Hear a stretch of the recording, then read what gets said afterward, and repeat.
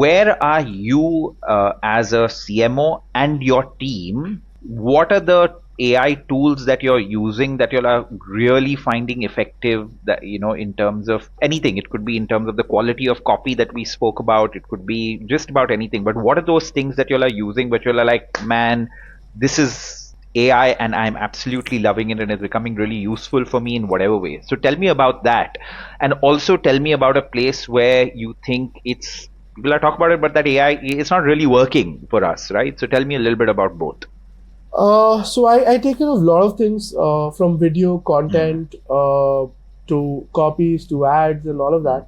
Where AI is really working for us is is the copywriting bit. It does give you a sense of a good direction. What's AI also working for us is to make a basic level of strategy, right? It gives you a route. That helps us, saves us a lot of time for sure. And then, of course, where AI is not going to work for us ever is going to be the designing. People say, design, let's design, put a copy there. No. When a designer designs it and when AI designs it, there's a complete difference in the emotion that the design is wreaking out. Yeah. Right? So AI can't do that.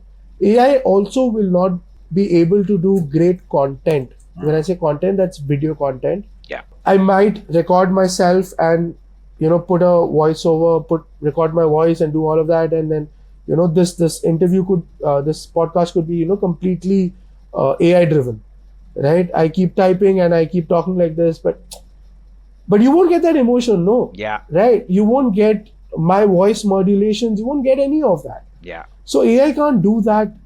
Can't do the video content. Yeah. We must add a disclaimer to it, saying as of today, right? We're doing this interview in on 31st May 2025, and as of today, definitely what you're saying makes complete sense, right? So let me just summarize. So you said that AI is definitely working for you at a macro strategy, right? When you need to put together your thoughts on, what can be done as a tool of brainstorming and coming out with that. You think it also is helping a lot in terms of copy, right? And I'm assuming what you mean is giving you a lot of options on the copy, right? Gives us a lot of options, gives us a lot of direction. Yeah. One more thing, it helps us in quick data analysis. Yeah. Right? So see, marketers are really not data people. They're the fun people.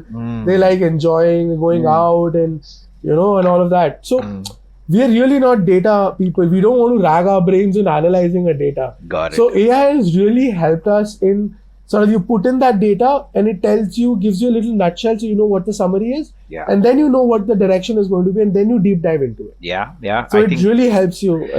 That's so interesting, Ishan, because if you think about it, if somebody is more data driven, right, as a person, AI can help that person become a little more creative, right, with the ideation. And for people that are the typical marketeers, like you said, right, for them, if data is not a strong suit, right, or numbers is not a strong suit, they can use that AI tool again to make them strengthen them on that particular thing, right? So I think it's a really interesting time where all of us should be using these tools as much as possible, right? The only thing I've been saying to myself and my team over the past couple of years is be totally on top of every new tool that comes, right, in your profession, and try to get as good at as that as possible. It's literally a non-negotiable. And what I mean by that is, tomorrow if you're a graphic designer, you need to be abreast in terms of what are the tools that are here that could really help me become far more effective in what I do.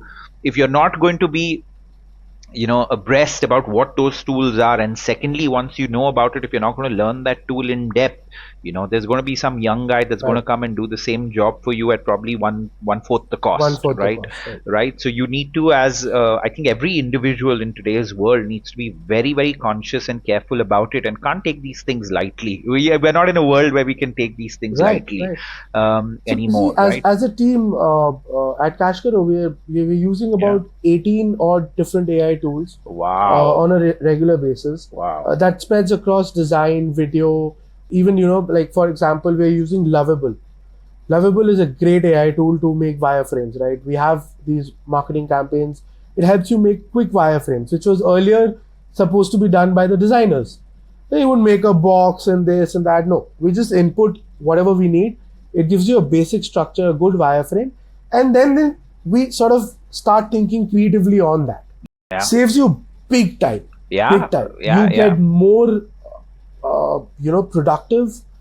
It's a great intern to have with. It's very nice. I think the just the versatile nature of the different AI tools is what is exciting, It's right? crazy, So you have something like Lovable, which is a very specific use case, and then you have a very general use case like Chat GPT or Gemini or Grok, right? So you have the specific tools and the general tools, and I think it's just very important for every individual, young or old, senior or junior, irrespective of which part of the world they're living in, to really be on top of it, or you're absolutely toast, right?